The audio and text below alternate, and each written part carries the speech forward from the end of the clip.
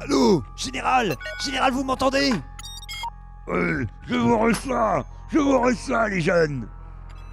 Général, c'est bon, ils ont tout regardé le DVD. On peut tout faire sauter. Vous pouvez envoyer les missiles. Vous pouvez tout faire sauter, le décor et tout, c'est bon. On réutilisera rien, de toute façon, on réutilisera rien. Il n'y a pas de recyclage là où on est. Ok, j'envoie les missiles, bande de petits pleutres. Mais alors pourquoi on a fait cette collaboration Vas-y, Jojo, je te laisse parler toi. Bah, ça fait un moment déjà qu'on collabore, hein, que ce soit sur Dofus ou Chaos. Ah bah depuis la deuxième ou la première, je sais pas. Voilà. Mais première question, depuis la première question quoi. Non mais c'est vrai quoi, on aime les mêmes univers, hein, c'est vrai que. Donc en général ça va, on travaille ensemble, ça se passe plutôt bien. Et puis bah, c'est vrai que comme je fais les décors et toi les persos et qu'on a un style relativement proche.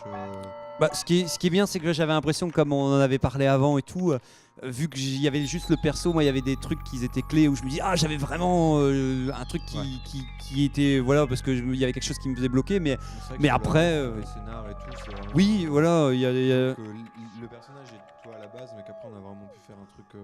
Moi c'est parce que voilà j'avais vraiment des lubies complètement précises et indécrottables. Mais après effectivement voilà tout l'univers on apprécie même au niveau architecture et tout. Il y avait plein de bâtiments que t'as vu. Je sais plus t'avais un bouquin sur les trucs est-allemands ou je sais pas quoi. Enfin russe. russe ouais voilà c'est ça et tout. On sent qu'on est bien documenté. Hein. Et donc pour finir voilà c'est vraiment des choses qu'on apprécie tous les deux et donc voilà donc c'est l'occasion d'aller piocher dans ce monde là mais on est ouvert donc pour finir ça s'est fait direct et après on en parlera tout à l'heure dans la technique c'est que pour finir on est vraiment dans la même technique complémentaire, ouais, c'est la même technique que Chaosland et tout donc voilà on en reparlera référé à la vidéo précédente voilà c'est un menu interactif appuie sur 3 si tu veux te retrouver dans la question 2 et dans les sous-questions les liens hypertextes chez Crocopop bien ça le lien hypertexte les liens hypertextes bah, tout ce qui est tu cliques sur un truc qui te ramène dans un clic un clic vaut mieux qu'une grande claque, c'est bien connu, j'espère que c'est pas trop déposé. Mais donc voilà pour la collaboration, donc voilà à l'heure actuelle, on est encore en cours de production pour le premier tome et tout. Ouais. Mais toi t'as bien avancé justement, tu peux prendre de l'avance, c'est bien, c'est que vu que cette fois-ci on a mieux établi le découpage.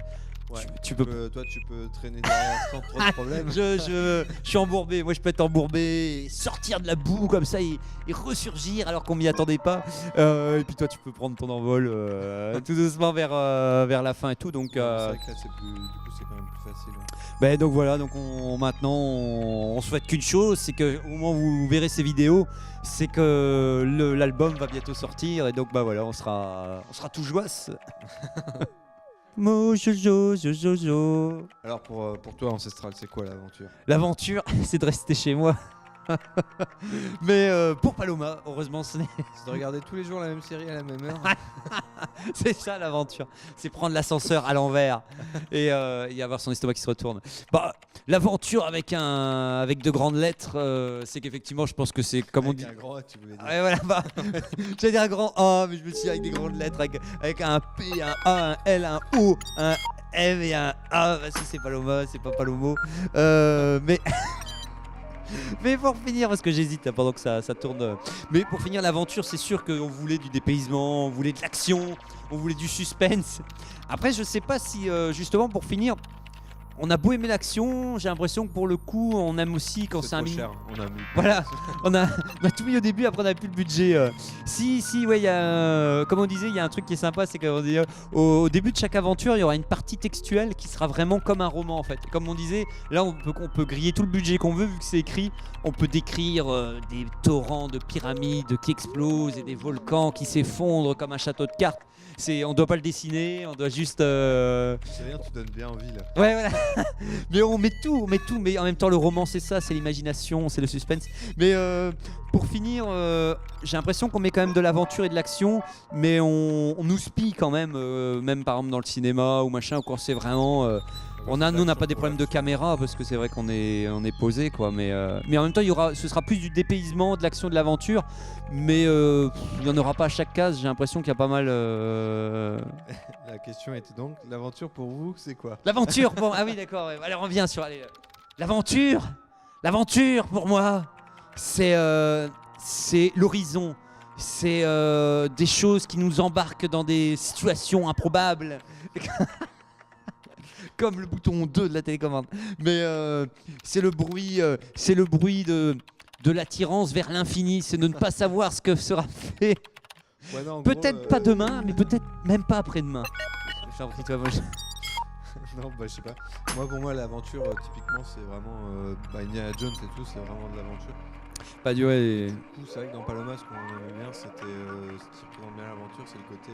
le voyage. Voyage aux quatre coins du monde. Enfin, elle bouge tout le temps et elle fait plein de choses différentes. Quoi. Ça, c'est... C'était de pouvoir effectivement, c'était de pouvoir enchaîner, vu que c'était des histoires courtes de 26 planches, c'était de pouvoir en cours de route se dire, bah tiens, sur même une petite histoire, ça te permettait de se dire, souvent on la fait voyager à 2 ou 3 endroits différents peut-être Je en pense moyenne. que le credo de départ, c'était faire 7-8 planches, je crois, maximum dans un même environnement pour dire de bien.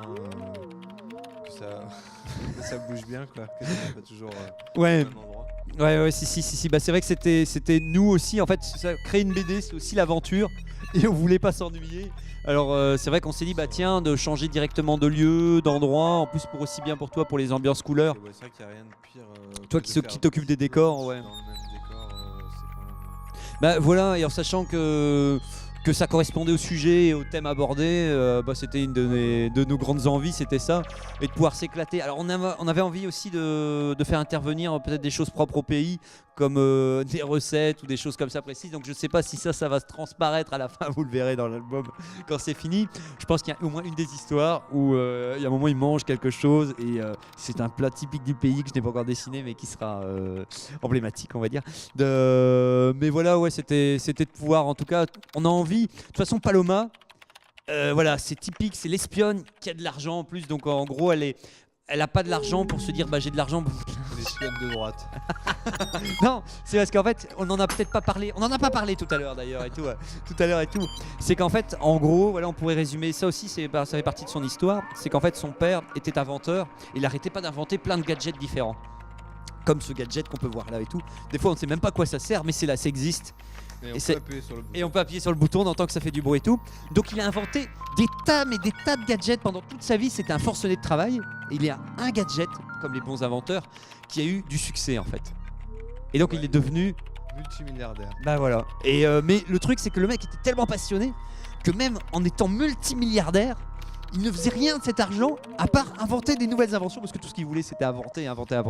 Donc en fait le but c'est que dans chaque bureau de chaque société sur cette planète, de chaque bureau, de n'importe où, tout le monde a le même gadget. Le seul truc c'est que dans la BD, et ben en fait on sait pas pourquoi, à quoi ça sert et tout, mais il a fait une fortune avec ce truc là.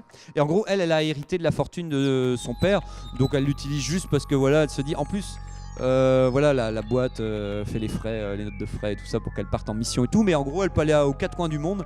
Elle peut s'amuser à aller aux quatre coins, découvrir le monde dans sa globalité, dans sa boulité.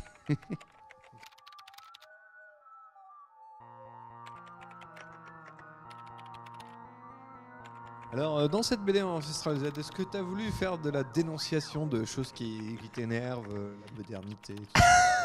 Est-ce qu'on a tenté de dénoncer quelque chose? On dénonce toujours quelque chose. Toujours. Si ce n'est pas pour le plaisir de dénoncer, c'est pour de la corruption.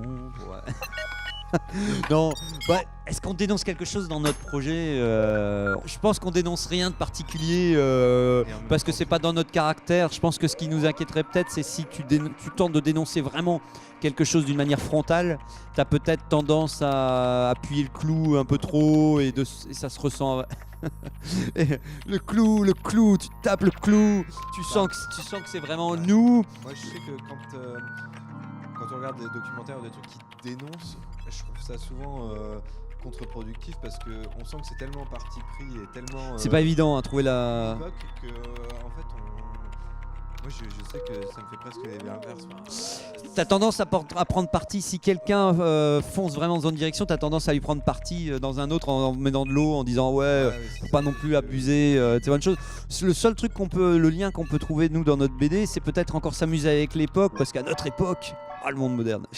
non, c'est vrai que ça c'est bien, c'est qu'on a tendance à. Tout ce qui était un peu écologie, étant donné que dans les années 70, on n'en parlait pas trop, ça nous a fait rire de montrer à quel point à l'époque, enfin dans certaines choses, On s'en foutait, c'était vraiment pas une préoccupation et au final c'était Voilà. pas terrible. Vous verrez un peu de pétrole dans notre BD, justement. Donc je sais pas, on sait pas à quel point ça va se ressentir dans le projet, mais on a envie de s'amuser en disant bah tiens, il y a des choses qu'on pouvait faire et ne pas faire entre temps. Ouais, la malbouffe aussi. La malbouffe, des choses comme ça et tout. Après, ce qui est même rigolo, c'est que justement, c'est de voir à quel point c'était le début de l'industrie. Et c'est peut-être ce qui est fascinant même à cette époque. Non, enfin, le côté.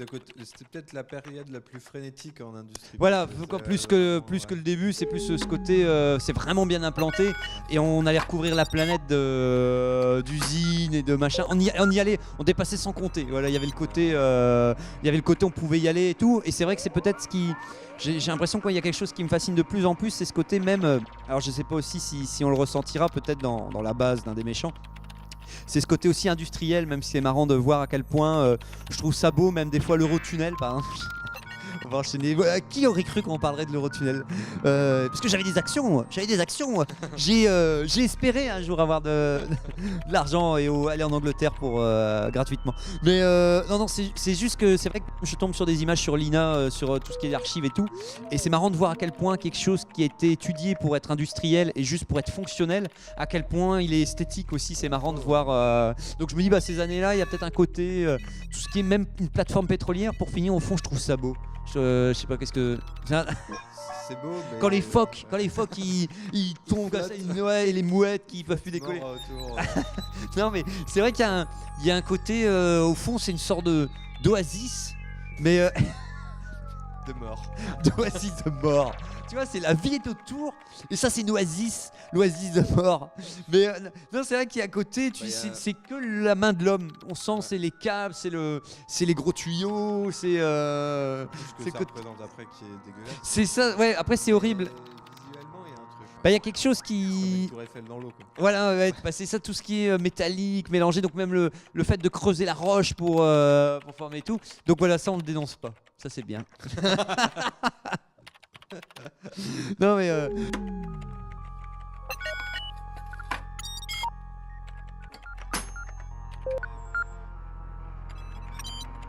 c'est que des. Je pense que quand on fait une bande dessinée, on met une part de nous-mêmes, comme on disait souvent, une vision. Donc je pense que fondamentalement, même dans certains dialogues, il y a peut-être des choses qui nous tiennent à cœur. Tous les dialogues un peu passéistes et tout sont dit ça sera le Z. C'est avant que la censure n'intervienne. Non, c'est vrai que c'est marrant. J'ai beau ne pas avoir envie de. C'est par exemple, naître à une ancienne époque, je pense que c'est ne pas en prendre compte, mais vivre à une époque moderne, des fois ça te donne envie de te dire tiens, pour moi, j'ai l'impression qu'ils avaient touché au niveau design, au niveau de certaines choses, pas de tout parce que c'est vrai qu'il y a du progrès, mais au niveau design, moi je me dis putain, les mecs ils étaient au firmament. Bah moi je me dis c'est le firmament, c'est le truc tu te dis maintenant on descend. Que lui, bien sûr. Ouais, il dénonce. Mojo dénonce mon. Moi, je dénonce pour les propos réactionnaires du design. Non, c'est vrai qu'il y a encore des choses.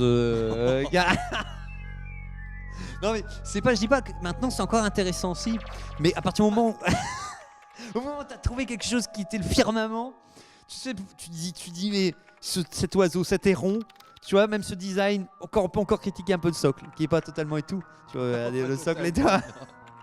Mais cette forme, ce filiforme, ce truc avec le machin et tout, tu dis dans la géométrie. En fait, c'était quand t'es fan d'univers un peu géométrique et tout, tu te dis que ce qui était dans les dessins animés ou tout ce qui était un peu synthétique et géométrique, ils l'ont fait en vrai, quoi. Ils l'ont fait dans notre réalité. C'était concret. Tu pouvais toucher la voiture, tu dis les meubles, tu dis ça existe. Ce n'est pas de la virtualité. Et maintenant, maintenant on est dans le, on est aussi dans l'épuration, mais. De style. De style. On annonce plus qu'on dénonce.